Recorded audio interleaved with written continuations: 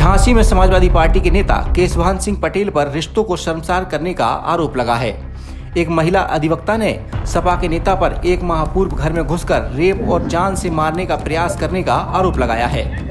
इसके बाद पुलिस की तहरीर के आधार पर शनिवार को गंभीर धाराओं में सपा नेता पर मुकदमा दर्ज कर लिया गया है।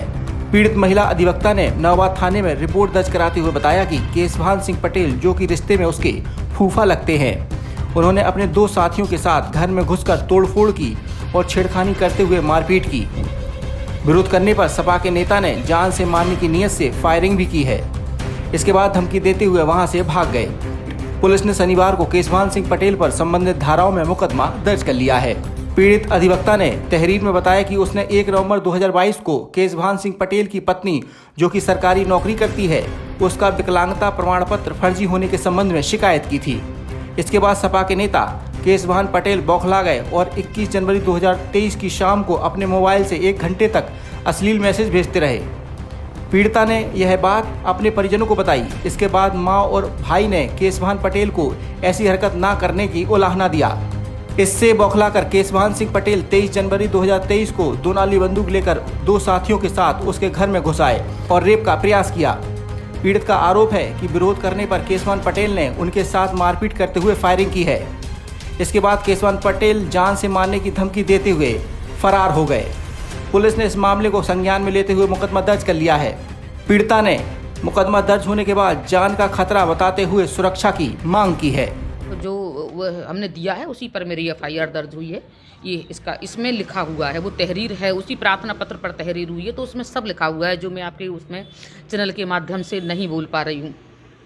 और इसने जब ये देखा कि आसपास के लोग इकट्ठा होने लगे, मैं अपने को बचाने के लिए मैं चिल्ला रही थी और ये 3 लोग थे, तो मैं चिल्ला रही थी कि मैं किसी तरह से मैं बच पाऊँ इस व्यक्ति से, और ये 3 लोग थे तो मैं बच के नहीं निकल पा रही थी, तो मैं चिल्ला रही थी मदद के लिए।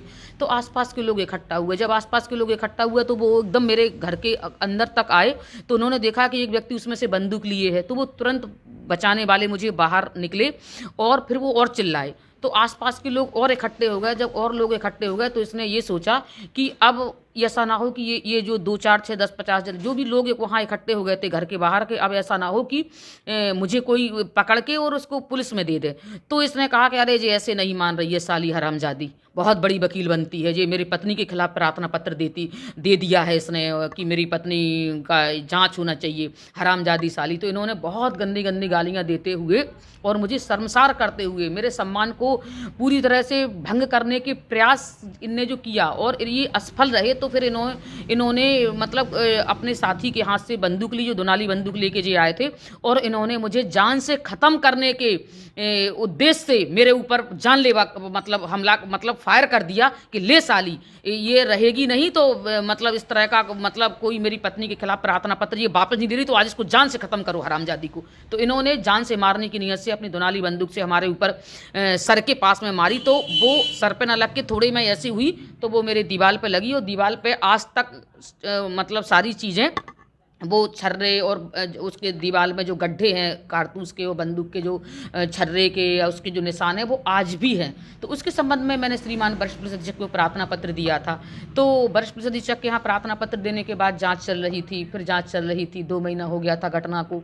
मैं बहुत ज़्यादा मैं मतलब परेशान हो गई थी, बहुत ज़्यादा मैं, लेकिन देर से ही सही। और श्रीमान वरिष्ठ पुलिस अधीक्षक ने महोदय श्री झांसी श्री राजेश एस और जिलाधिकारी श्री झांसी ने उस पर जांच करके और जांच करने के उपरांत मेरे प्रार्थना पत्र पर आज एफआईआर दर्ज की। जो एफआईआर जो दर्ज है वो ये संबंधित धाराओं में जो एफआईआर है, तो ये जो एफआईआर है तो ये धारा में है और 86 इसका एफआईआर नंबर है। तो मैं थोड़ा सा मुझे आज राहत की सांस मिली है कि 2 महीने के अथक प्रयास के बाद और मेरी एफआईआर दर्ज हुई। नहीं, बिल्कुल है, डर तो है ही साहब कि बाहुबली है। और इसके पहले भी वो जो जब मैंने प्रार्थना पत्र दिया था, जब भी वो मुझे कह रहा था कि मैं जान से ख़त्म कर दूंगी, तो आज भी मुझे ये डर है कि ये व्यक्ति जब प्रार्थना पत्र पर ये मुझे जान से ख़त्म करने के लिए धमकियां दे रहा था, तो अब तो प्रार्थना पत्र हो गया, न्याय तो मिल गया, लेकिन मेरे दिल में ये है कि ये जो समाजवादी पार्टी का बड़ा नेता है, तो ये मेरी हत्या भी करवा सकता है। तो मैं आपसे गुजारिश करूंगी कि पुलिस विभाग इसकी जल्दी से गिरफ्तारी करे और जल्दी इसको अंजाम तक पहुंचाए। और मैं जब भी कोई प्रार्थना पत्र सुरक्षा के संबंध में दूं, तो मुझे प्लीज़ सुरक्षा करा दी जावे, जिससे मैं सुरक्षित महसूस कर सकूं। और मेरे